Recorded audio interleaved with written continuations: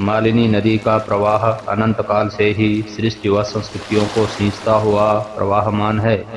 नदी के तट पर स्थित सभी पर्वत शिखरों का अस्तित्व भी समय के अज्ञात कालखंड से लेकर आज तक बना हुआ है। अति प्राचीन होने के कारण ये शिखर पौराणिक काल में घटित होने वाली अनेकों घटनाओं के प्रत्यक्षदर्शी हैं। इन्होंने मालिनी तट पर अपनी कंदराओं में रहने वाले ऋषि मुनियों को अखंड तप में तपते देखा, दुष्यंत शकुंतला के प्रणय को देखा, शेरों के साथ खेलने वाले शकुंतला पुत्र भरत की निर्भयता को देखा, चार धाम जाने वाले यात्रियों के उल्लास को देखा और देखा मालिनी नदी को उसके वैभव से लेकर आज तक अतीत के वे चर्चित व विस्मृत कालखंड समय की धरोहर हैं। अगर ये पर्वत बोल पाते तो उन और भी कथानकों की जानकारी हमें दे पाते जो इतिहास और साहित्य की लेखनी में अंकित होने से रह गए हैं। आइए एक बार फिर से नदी की जलधारा के साथ साथ अपनी यात्रा के क्रम को आगे बढ़ाते हैं, बीते हुए कालखंड को पुनर्जीवित करने का प्रयास करते हैं।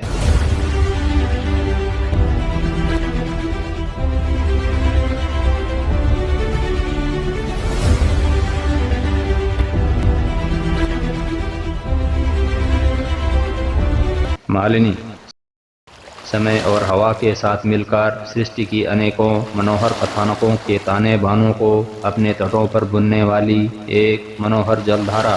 शिवालिक की इस चोटी से मालिनी नदी का जो प्रवाह नजर आ रहा है वह बहुत ही खूबसूरत है। रेत की सैया पर लेटी हुई आराम करती हुई सी प्रतीत हो रही है मालिनी, सौंदर्य का शांत सौम्य सलोना स्वरूप। लेकिन यदि इस नदी को आप वर्षा काल में देखेंगे तो स्वभाव में कहीं भिन्नता नजर आएगी, आक्रोश का तीक्ष्ण त्वरित और उग्र स्वरूप। तब आप पाएंगे कि नदी मटमैले जल से दहाड़ती हुई बड़े बड़े भूखंडों को तोड़ती बहाती हुई, पेड़ों को गिराती हुई, राह की हर बाधाओं को मिटाती हुई सरपट दौड़ी चली जा रही है। कुछ वैसे ही जैसे कोई रूपसी जब अतीत के दुलार का स्मरण करती है तो शर्माती सकुचाती हुई शांत स्वरूप का वर्ण कर लेती है। अन्यायों का स्मरण करती है तो आक्रोश के आवेश में छटपटाने लगती है। जी हाँ, यह मालिनी है। इस समय हम मालिनी तट पर चलते हुए मरण खेत से आगे मालिनी तथा गोमतरी नदी के संगम तक पहुंच चुके हैं। यह स्थान नदी के उद्गम से लगभग 17 किलोमीटर आगे है।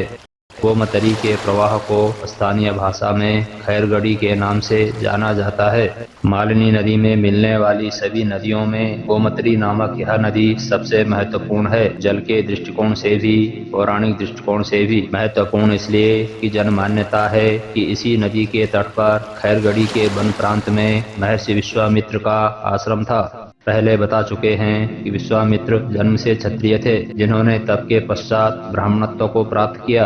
इस प्रसंग से स्पष्ट हो जाता है कि प्राचीन काल में जाति व्यवस्था जन्म के आधार पर नहीं कर्म के आधार पर होती थी। ब्राह्मण ऋषि का पुत्र होने पर भी रावण कर्मों के आधार पर राक्षस कहलाया। इसी स्थान पर विश्वामित्र और अप्सरा मेनका का मिलन होता है। दोनों के नियोग से शकुंतला का जन्म होता है। कालांतर में दोनों का वियोग भी हो जाता है। विश्वामित्र तथा मेनका के अलग हो जाने पर उनकी पुत्री महर्षि कर्ण को प्राप्त होती है। उन्हीं के द्वारा उसका पालन पोषण तथा शिक्षा दीक्षा का कार्य संपन्न किया जाता है। नाम रखा जाता है शकुंतला। शकुंतला सुंदरता और बुद्धिमत्ता की पराकाष्ठा थी।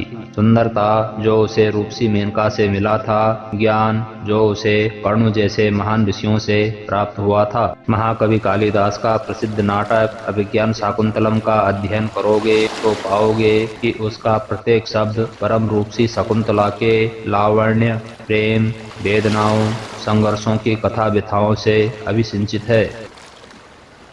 यहाँ से आगे मालिनी नदी खड़े पहाड़ों के बीच तंग घाटियों में बहती है। इन पहाड़ियों पर वर्तमान समय में बसावट का अभाव है, लेकिन प्राचीन बसावट के निशान अवश्य ही देखे जा सकते हैं। हमें आगे की 6 किलोमीटर की यात्रा उन पुराने रास्तों के सहारे तय करना होगा जो आज लगभग पूर्णतया क्षतिग्रस्त हो चुके हैं। यहाँ आपको हर तरफ हिरन, बानर जैसे छोटे जानवर लांचे मारते दिखाई देंगे। सतर्क रहना होगा, कहीं से बाघ, भालू, जैसे हिंसक जानवरों की चमकीली आंखें अवश्य ही आपके शरीर को घूर रही होंगी। तभी कहीं से अचानक ही हाथी जैसा भारी भरकम जानवर सामने आकर आपको हैरान परेशान कर सकते हैं।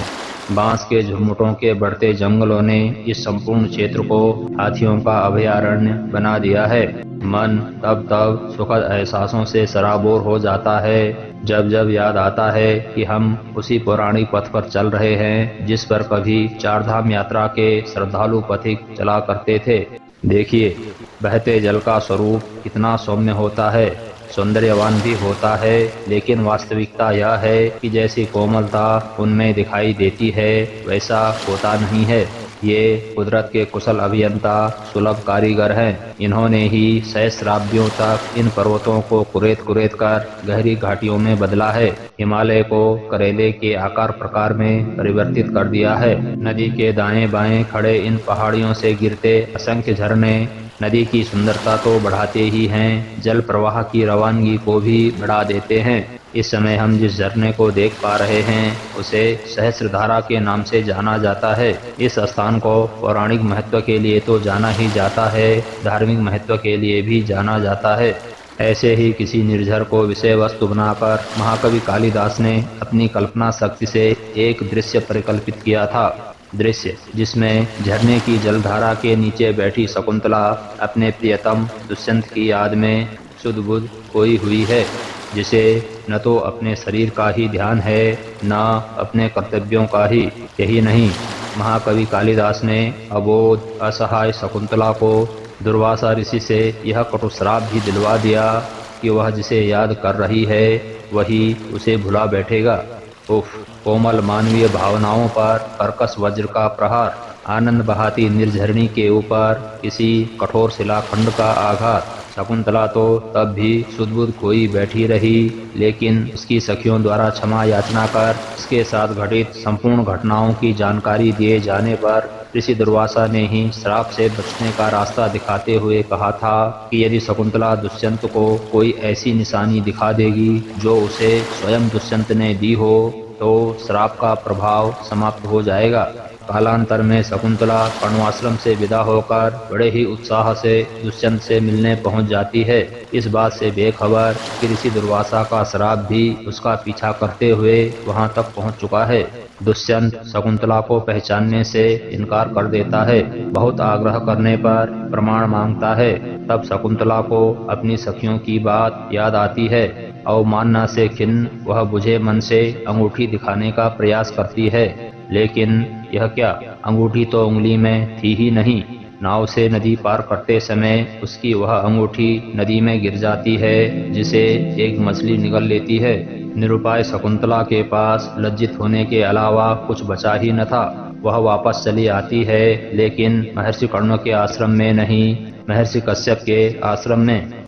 महर्षि कश्यप का आश्रम महाबड़ शिखर में था। उम्मीद करता हूँ कि वहाँ की कहानी आप भूले नहीं होंगे। कुछ समय बाद जहाँ पर शकुंतला अपने पुत्र भरत को जन्म देती है, वह स्थान भरतपुर के नाम से प्रसिद्ध होता है, जिसे आज भरतपुर कहा जाता है। कालांतर में जब मछली के उदर से अंगूठी की प्राप्ति होती है तो राजा दुष्यंत को शकुंतला का स्मरण हो आता है। उसे महर्षि कश्यप के आश्रम से ढूंढ निकालता है। इसके साथ ही शकुंतला का सौभाग्य उसे इस देश की महारानी के पद पर आसीन करा देता है। कालांतर में शकुंतला पुत्र भरत चक्रवर्ती सम्राट के रूप में सामने आते हैं और इस देश को अपना नाम देकर हमेशा के लिए अमर हो जाते हैं। वह समय अपनी विशिष्ट विशेषताओं के साथ वहाँ मौजूद था।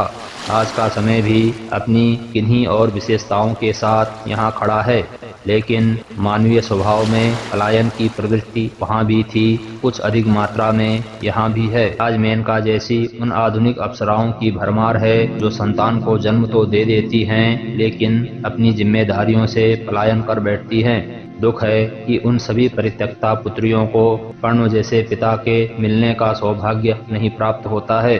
आज बेटी बचाओ बेटी पढ़ाओ का नारा अपने चरम पर है, लेकिन महर्षि कर्ण ने इसे सदियों पहले चरितार्थ कर दिखा दिया था।